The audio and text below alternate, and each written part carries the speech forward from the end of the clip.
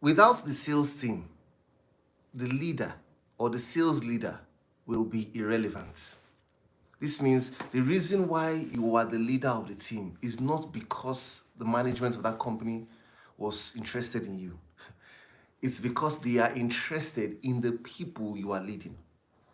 And they hope that you will be their representation to the people and be able to expand and scale the level of results the company is currently producing. So that's why in today's video, we're going to look at how to motivate your salespeople to be able to deliver results.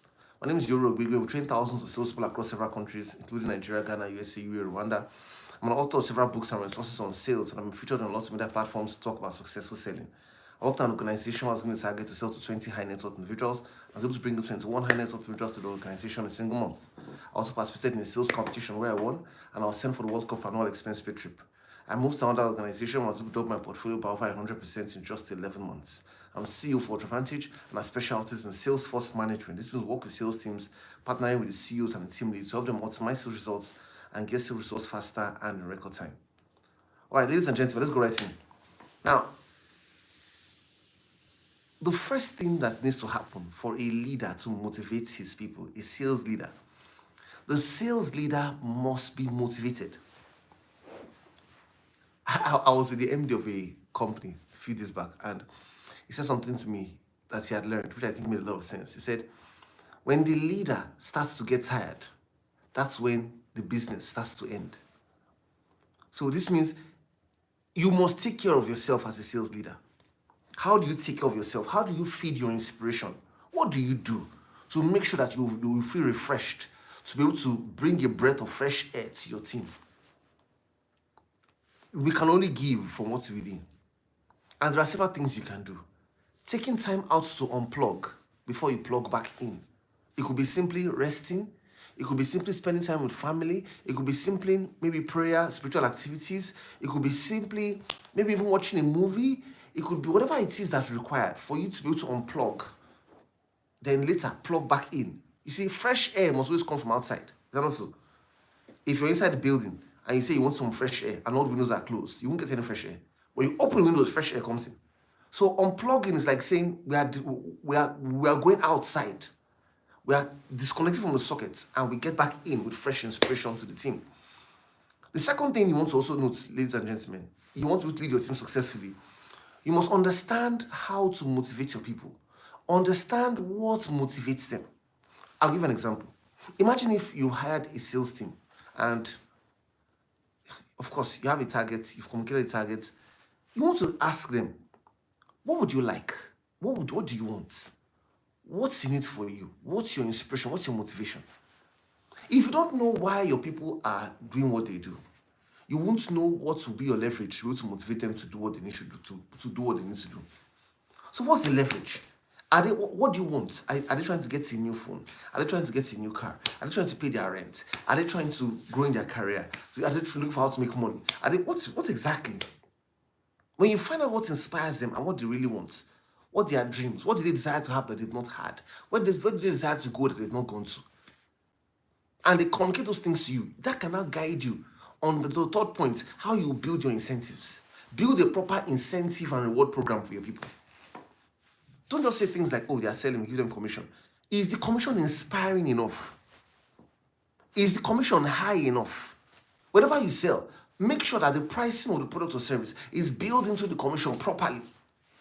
Or the commissions are built into the pricing properly. Now, some people feel like, if I pay my sales people so much, they will not be inspired to sell.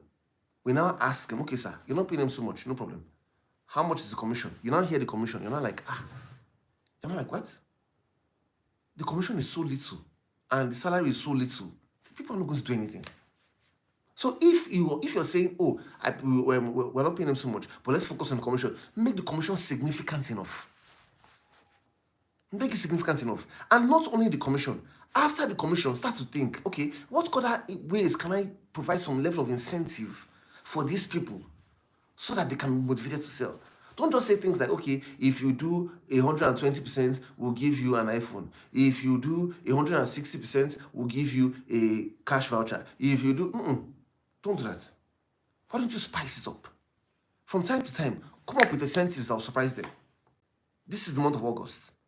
By middle of the month, you say, okay, we're going to do a campaign right now from on the 15th, you just announce it. Today, good morning, I'm doing a campaign starting from today. Anybody that brings up to this amount in sales between now and end of the month, you're going to get.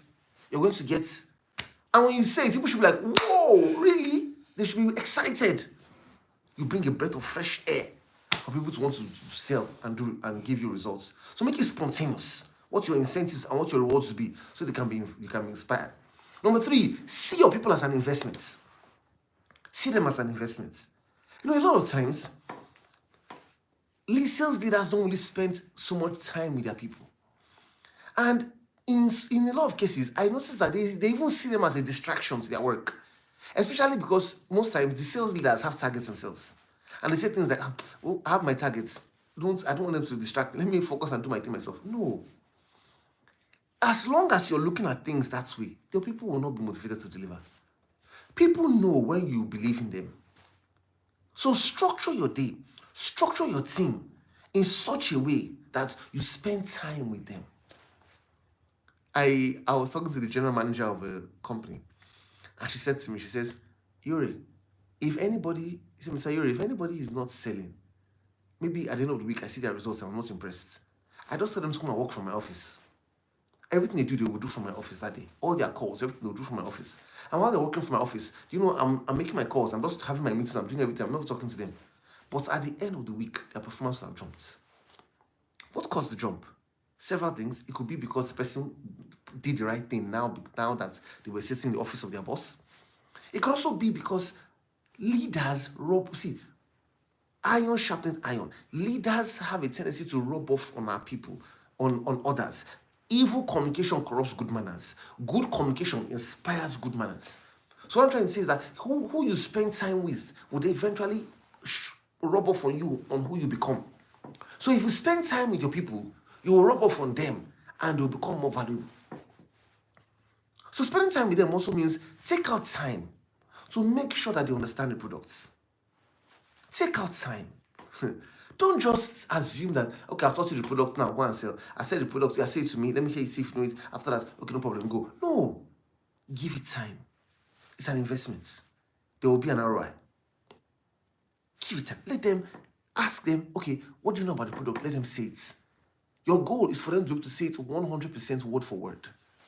That's not too much to ask.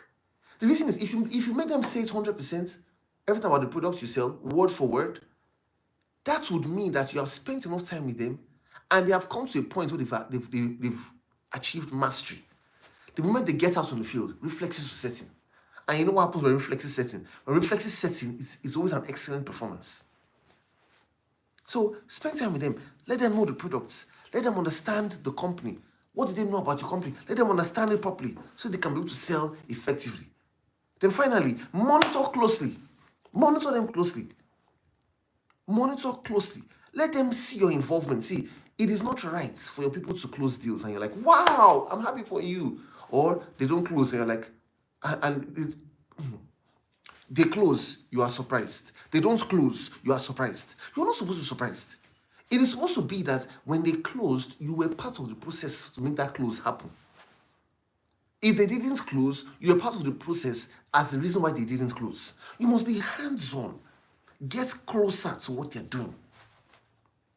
If your team is too large, I can imagine somebody saying, Iyore, but how do I get closer? I have a team of about 10, 15 people. How do I get closer to these people?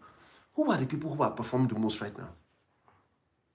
Those who are performing the most, put them in one bucket. Those who are not performing up to par, put them in another bucket. Spend a lot of time with those who are performing the most. Then those who are not performing the way they should, use your remaining time with them. Why are you spending a lot of time with those who are performing the most? Because you're going to be able to move them up to a leadership position faster. Not leadership by title, but leadership by example.